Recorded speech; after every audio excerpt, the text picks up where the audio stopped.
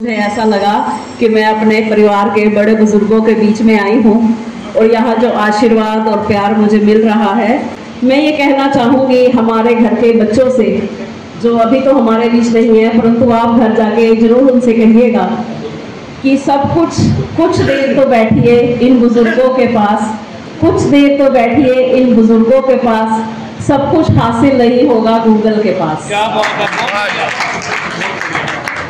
ये जो आजकल एक बीमारी है मोबाइल में घुस के रहने की, सोशल मीडिया के साथ, परंतु मैं समझती हूँ हमें ज़्यादा फायदा मिलेगा अगर हम अपने बुजुर्गों के पास बैठेंगे, उनके अनुभवों को साझा करेंगे। वो जो कहानियाँ हमें सुनाते हैं वो केवल कहानियाँ नहीं होती, वो उनके जीवन का संघर्ष, जीवन के अनुभव होते हैं जो कहानियों के रूप में ही हमें शिक्षाएँ दे जाती हैं।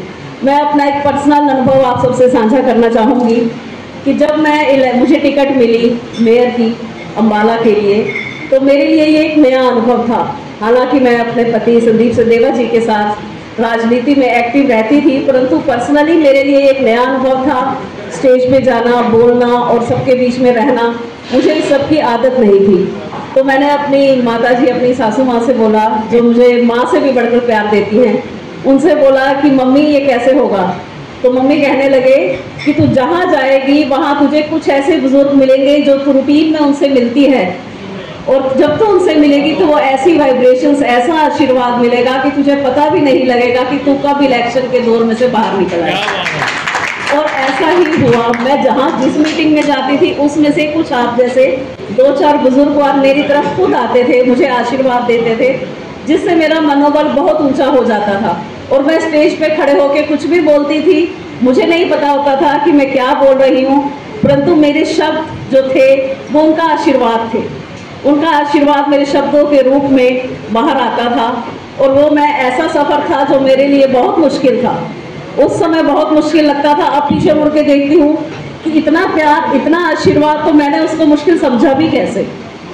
तो ये सब था आप सबके आशीर्वाद का जो नतीजा मैं आप सबके सामने हूँ।